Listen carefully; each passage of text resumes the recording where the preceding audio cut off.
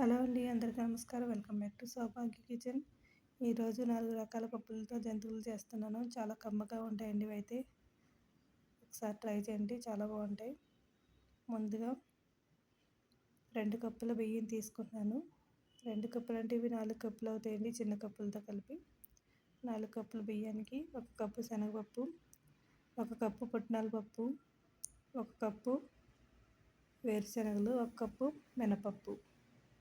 4 రకాల పప్పులతో 4 కప్పుల బియ్యం, 4 కప్పుల పప్పులు సమానంగా వేసుకున్నానండి. బియ్యం ఈ పప్పులు కూడా కలిపి ఇవన్నీ మనం పౌడర్ చేసుకోవాలి. ఇవన్నీ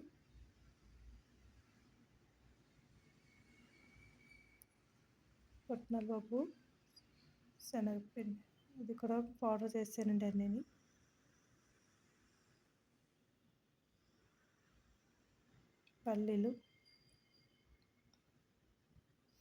పల్లీలు కూడా పౌడర్ చేసిన అన్నీ ఇలా 4 రకాలు పౌడర్ చేసుకుని వేసుకోవాలి. దీంట్లోనే సరిపడా సాల్టు, 1 స్పూన్ కారం,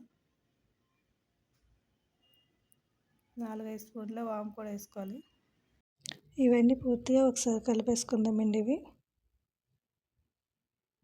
ఇవన్నీ కలిపేసిన తర్వాత ఒక వేడి చేసుకున్న 2 గరిటెల ఆయిల్ వేసుకోవాలి. దీంట్లో ఆయిల్ ఇలా వేడి చేసుకోవడం వల్ల జంతువులు గుల్లగా వస్తాయండి, అందుకని వేడి చేసుకుని వేసుకోవాలి. తర్వాత కాచిన వాటర్ కూడా వేస్తున్నాను నేను. ఇలా వాటర్ వేడి చేసుకోవడం వల్ల గుల్లగా రావడమే కాకుండా ఆయిల్ కూడా పీల్చుకోకుండా ఉంటుందండి జంతువులు. అందుకని నీళ్ళు కూడా ఇలా వేడి చేసుకుని వేసుకోవాలి. మరీ గట్టిగా ఉండకూడదు, మరీ మెత్తగా ఉండకూడదండి. పిండి ఇలా ఉంటే సరిపోతుంది. మనం డీప్ ఫ్రైకి సరిపడా ఆయిల్ పెట్టేసుకున్నాను. ఇలా ఒక గట్టిగా ఆయిల్ రాసుకుని జంతువులు గొట్టం కూడా ఆయిల్ రాసుకోవాలండి లోపల. ఈ గొట్టం సరిపడా పిండి పెట్టేసుకుని ఇలా ప్రెస్ చేసుకుని జంతువులు వేసుకోవడమే. మనం చాలా ఈజీగా అయిపోతాయండి ఇవి. మనం ఎప్పుడు కావాలో అంటే అప్పుడు చేసుకోవచ్చు, పిండి రెడీ పెట్టుకుంటే. ఇంతలో మన ఆయిల్ కూడా వేడెక్కిపోయింది. జంతువులు వేసుకుందాం. ఇవి త్వరగానే వేగిపోతాయండి. ఇవి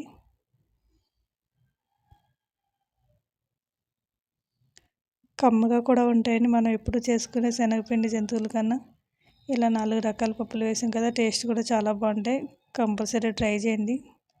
నా వీడియో నచ్చితే మాత్రం లైక్ చేయండి, షేర్ చేయండి, సబ్స్క్రైబ్ చేయడం మర్చిపోకండి. ఎలా ఉందో కూడా ట్రై చేసి కామెంట్ చేయండి. జంతువులు వేగిపోయి తీసేసుకుందాం. ఇవైతే ఒక డబ్బాలో స్టోర్ చేసుకుంటే 1 మంత్ వరకు ఉంటాయండి. ఇవైతే టేస్ట్ అయితే చాలా బాగున్నాయి. ఆయిల్ కూడా పీల్చుకోలేదు అసలు. ఇలా డబ్బాలో స్టోర్ చేసుకోవాలండి, స్టీల్ డబ్బాలని.